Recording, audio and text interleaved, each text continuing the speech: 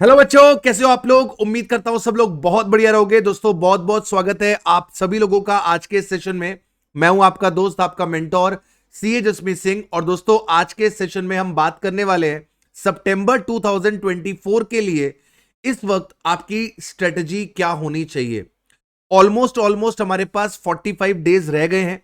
तो इस 45 डेज में हमारा फोकस क्या होना चाहिए, what is the key area जहां पर हमें वर्क करना चाहिए सो दैट कि हम टैक्सेशन के अंदर एग्जेम्पशन लेकर आ सके। राइट, तो विदाउट वेस्टिंग हम इस पे चर्चा करते हैं और एक एक पॉइंट हम आपके साथ डिस्कस करते हैं। सर सबसे पहली चीज, आपका जो फोकस होना चाहिए टैक्सेशन के अंदर वो आपका होना चाहिए जीएसटी। राइट, आपका जो मेन फोकस है that should be GST. GST का कंटेंट भी आपके पास कम है और सर ये कंपेरेटिवली आपके पास ज्यादा स्कोरिंग है। तो GST should be the main आपका एरिया एंड आपको मेक श्योर करना है कि सर कि इसके अंदर आप कुछ भी छोड़कर नहीं जा रहे। यहां पर आप टारगेट करेंगे एटलीस्ट 40 मार्क्स। यहां पर आप टारगेट करेंगे 40 मार्क्स आउट ऑफ 50 मार्क्स, जो कि बिलीव मी अचीवेबल है। अचीवेबल है। अगर आप 40 टारगेट करते हो तो आराम से आप 32 स्कोर कर पाओगे। इसके अंदर कुछ चैप्टर ऐसे हैं जो बिल्कुल आसान है, स्ट्रेट फॉरवर्ड है, जहां से क्वेश्चन निकलकर आता ही आता है एग्जाम में। जैसे आप अपने पास रजिस्ट्रेशन, इस चैप्टर को अच्छे से कर लो। आप अपने पास place of supply, value of supply, time of supply, इस चैप्टर को अपने पास अच्छे से कर लो। आईटीसी, इसको आप अपने पास अच्छे से कर लो। टीडीएस टीसीएस, इसको आप अपने पास अच्छे से कर लो। इसके बाद आप अपने पास एग्जेम्पशन वाला chapter, composition and reverse charge, composition and reverse charge and payment of tax. These are the A category of chapters. इनको आपको बहुत ही अच्छे तरीके से करके चलना है। राइट, इस पे आपका मेन फोकस होना चाहिए। स्टडी मटेरियल के जो क्वेश्चंस हैं इनको आप देखेंगे। हमारी बुक में जो आपके पास क्वेश्चन है, जो हमारे पास हर चैप्टर के एंड पे क्वेश्चन बैंक है, उसको आप करेंगे। इसके अलावा लास्ट 4 अटेम्प्ट्स का आप अपने पास आरटीपी और एमटीपी ये देखकर चलेंगे, including September 24, including September 24। This is must, ये आपको करना है। इतना कार्यक्रम करने के बाद आप अपने आप को मूव करोगे टुवर्ड्स इनकम टैक्स। अब इनकम टैक्स के अंदर आपको स्ट्रेटेजिकली चलना है। पहले आपको उन चैप्टर्स पे वार करना है जिनसे एग्जाम में आना ही आना है। Right, you should work on residential status. अपना फोकस आप रेसिडेंशियल स्टेटस पर बनाए। सर आप अपने पास टीडीएस के ऊपर ध्यान दें। सर आप अपने पास PGBP, capital gain, salary, set off, deductions, इनके ऊपर आपका प्राइमरी ध्यान होना चाहिए। And calculation of tax,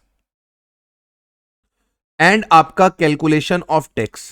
these are the A category of chapters जो आपको करने हैं। अब बेटा एक चीज को समझना कि सर आपकी जो अप्रोच होनी चाहिए इनकम टैक्स के अंदर वो प्रोविजन पे नहीं होनी चाहिए। केवल प्रोविजन पढ़कर आपका इनकम टैक्स कभी नहीं निकलेगा। जीएसटी में आपको प्रोविजंस अच्छे से करने हैं, क्योंकि जीएसटी में जो क्वेश्चंस आएंगे वो जनरली प्रोविजन बेस्ड होंगे। तो यहां पर आपको प्रोविजंस बार बार रीड करने हैं। जीएसटी में आपको बार बार प्रोविजंस पे फोकस करना है। लेकिन जब मैं इनकम टैक्स की बात करता हूं तो इनकम टैक्स पे आपको बार बार प्रोविजंस रीड नहीं करने। इनकम टैक्स के अंदर आप क्या करेंगे सर, हमारा जो मैराथन है फॉर 24 एग्जाम, May 24 एग्जाम, आप इस मैराथन से रिवीजन लगाएंगे और रिवीजन लगाने के बाद आप डायरेक्टली किस पे चलेंगे सर, क्वेश्चंस पे। डायरेक्टली आप किस पे चलेंगे, क्वेश्चंस पे। आप स्टडी मटेरियल के जितने भी इलस्ट्रेशंस हैं, टेस्ट योर नॉलेज के क्वेश्चंस हैं, वो लगाइए।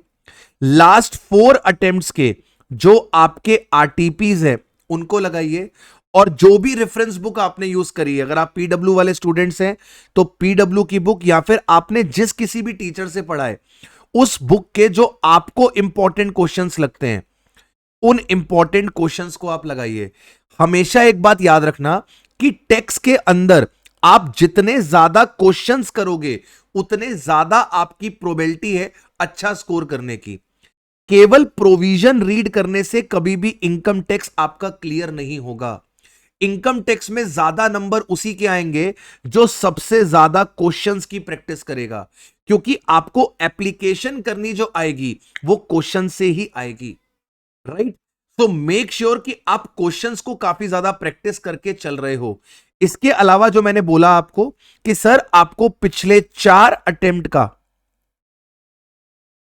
आरटीपी करना ही करना है, आपको मॉक टेस्ट देखने ही देखने हैं, इसके अलावा आपको स्टडी मटेरियल के क्वेश्चंस करने ही करने हैं। देखो दोनों में अप्रोच अलग रहती है। जीएसटी के अंदर प्रोविजन बेस्ड अप्रोच होती है और डीटी के अंदर, इनकम टैक्स के अंदर क्वेश्चन बेस्ड अप्रोच होती है, राइट। इनकम टैक्स में ज्यादा से ज्यादा क्वेश्चंस पे फोकस करो और जीएसटी के अंदर प्रोविजंस पे फोकस करो। जीएसटी के अंदर एक भी चैप्टर, एक भी टॉपिक आप छोड़कर नहीं जाओगे। एग्जाम के लिए सब कुछ इंपॉर्टेंट है, राइट। तो अगर आप आराम से, मैं बोलता हूं कि अगर आप 40 टारगेट कर रहे हो और यहां पर नहीं 40 आते, आप 32 तक भी स्कोर कर लेते हो, तो इजीली आप इनकम टैक्स के अंदर 50 में से बेटा 25 नंबर तो स्कोर कर ही सकते हो।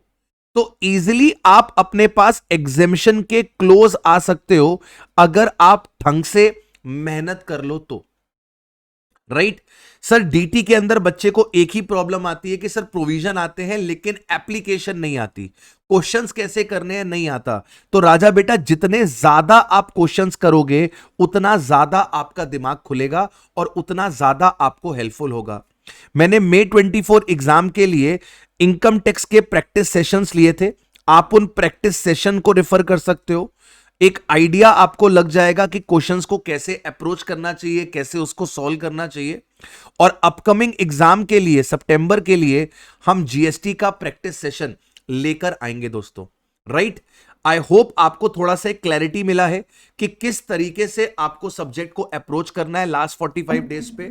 एक बार वापस से सम अप करता हूं, आपकी जगह पर अगर मैं होता तो मैं प्रोविजन बेस्ड पढ़ाई करता जीएसटी के अंदर। जीएसटी की एक एक लाइन, एक एक एग्जाम्पल, एक एक क्वेश्चन इंपॉर्टेंट है, यहां पर मैं ज्यादा से ज्यादा नंबर खींचने की कोशिश करता।